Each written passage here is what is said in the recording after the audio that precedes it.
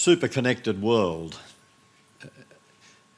24/7 in touch with each other. This is the sort of language we're hearing not just at this conference but in our working and our personal lives. And when we talk about being super-connected, most of us are thinking about this vast, shimmering, vibrating web of interconnectedness courtesy of the IT revolution. But there's a great double paradox that seems to me to lie at the heart of that revolution. The first is that all this brilliant connecting technology appears to be bringing us together.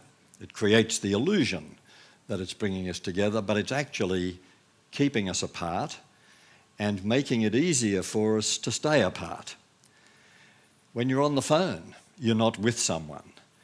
When you're texting or twittering or Facebooking or doing any of the other things that the super-connected, in an electronic sense, the super-connected world allows us to do, this is a brilliant way of not being together. And that raises a question in my mind about the meaning of connectedness. The other part of the paradox is that the more we connect, and this is now a demonstrably proven phenomenon, the more we connect online, the more likely we are to frustrate our deep human desire for connection.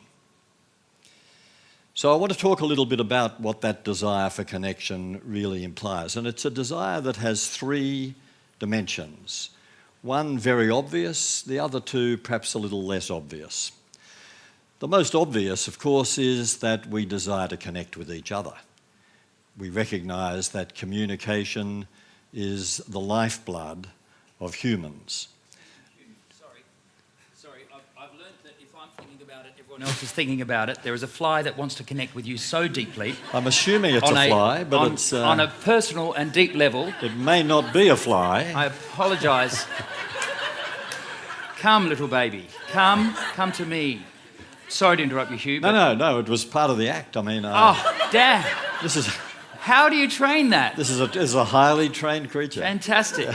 By all means, swipe it off, because it was all in our mind. There's a swarm waiting. Sorry, Hugh. Can you please repeat your last thought?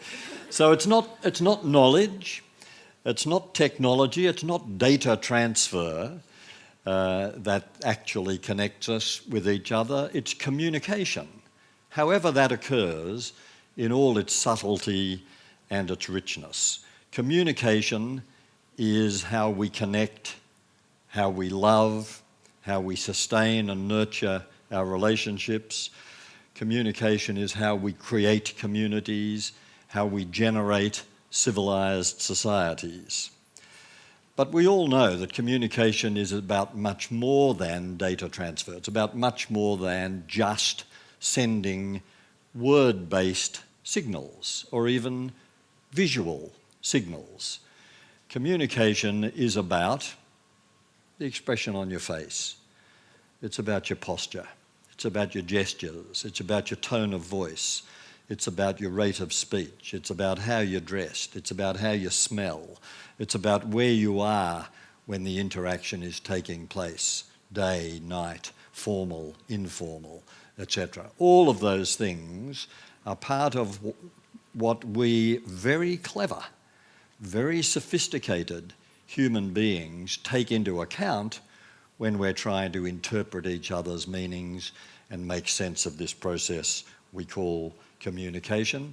And most of the things that we process when we're having, for example, a face-to-face conversation or even this kind of slightly less personal interaction, most of the things we take into account are not the words.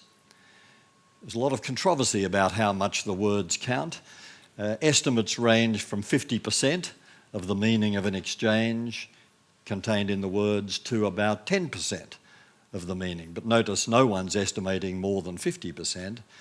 And so if you're settling for data transfer, if you're settling for just words, you're stripping out most of the potential communication that could have occurred if you were communicating face-to-face. In other words, what I'm saying is Communication, in the richest meaning of that term, is something that happens through the conduit not of the magic of cyberspace. It happens through the conduit of personal relationships. And personal relationships is how most of us define, up until now, how most of us have defined the meaning of our lives. We know that unless we nurture those relationships through active listening, through empathizing, through sympathizing, through forgiving, through investing time, just being together, the significance of those relationships will be diminished, and that is to say, we ourselves will be diminished as well. The key to effective communication is not brighter, smarter technology. The key to effective communication is brighter, smarter listening. Listening is the key because listening is what connects us. Listening implies empathy and understanding. The great barriers to communication are not technological barriers. The great barriers to communication are within us. And our greatest barrier, of course, is our reluctance to listen. Because if you're going to listen to someone else, you're going to challenge yourself. If you're going to listen to someone else, that means you're going to run the risk of having to change your mind in response to what you hear. And most of us are pretty reluctant to run that risk. Can we do all this online? The jury is out, but the preliminary answer is we can do a little bit of it online, but not most of it. More and more young people are doing what they call Facebook suicide.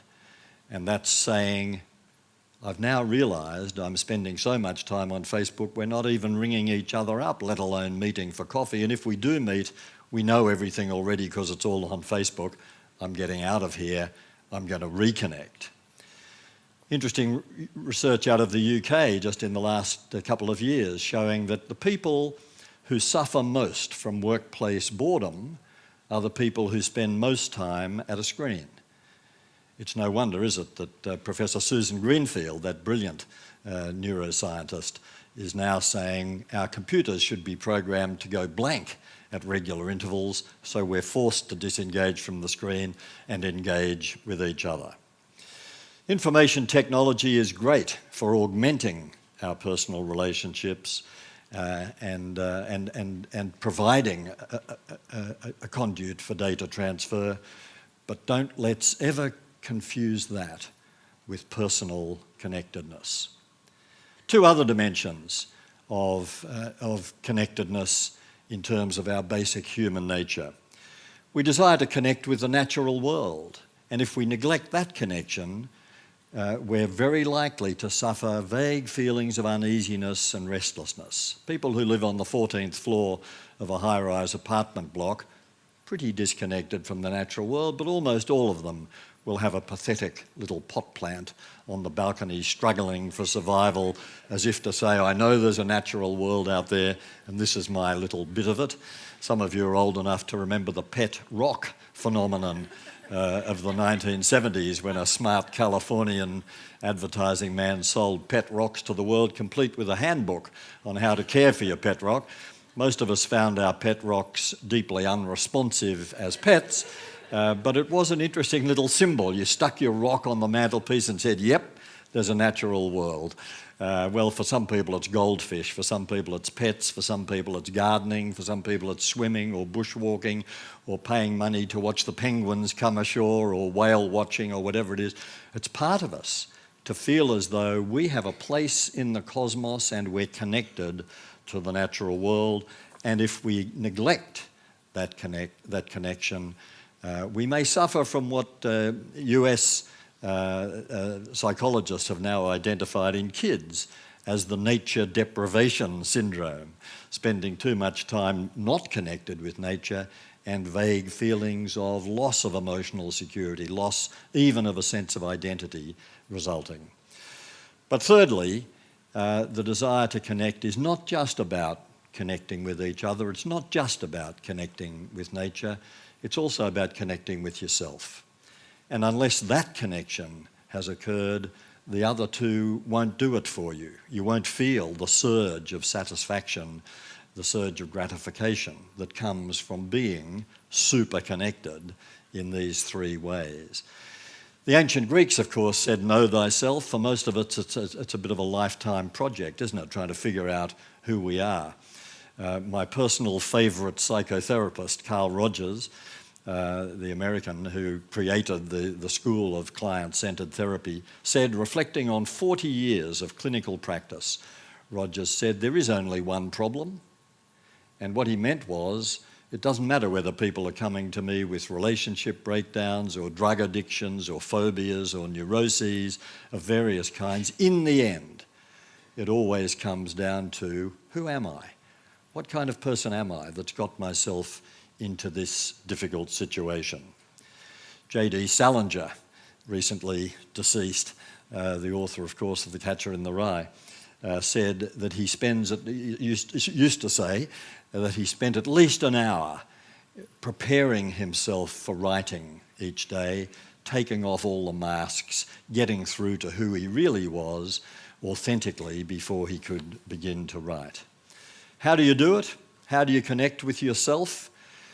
Everyone has their own way of doing it. For some people it's meditation. For some people it's psychotherapy. It takes time. It takes, for some of us, as I've suggested, a lifetime. It looks to me as though the most effective way, for most of us, the most efficient, productive way of connecting with ourselves is through creative self-expression, writing, painting, photographing, singing, dancing, sculpting. When you lose this is another one of these paradoxes, when you lose yourself in the creative process, you find yourself. And you find yourself saying things like, where did that come from? And you know where it came from. How did I do that? And you know how you did it. Through creative self-expression, you do discover hidden depths in yourself. You do learn to see the world in new, more intense ways. Music especially seems to do it, but any of the creative arts that happen to suit you will probably be the shortcut to this level of self-knowledge. So regular creative activity both stimulates and stills us, centres us, leads us to a deeper sense of who we are, connects us to ourselves, but also to others. It's very hard to be a good communicator if you're not in touch with yourself. It's very hard to find the courage to listen to other people if you aren't reasonably confident about who you are. So for me, that's super connection, connecting with each other, connecting with the natural world, and connecting with ourselves. To be connected in those three ways, and not just one or two, but all three of those ways, in the end is to acknowledge that each of our lives is a link in the infinite chain of existence. No more than that, but certainly no less than that, and that awareness seems to me to be the key to being super connected. Thank you.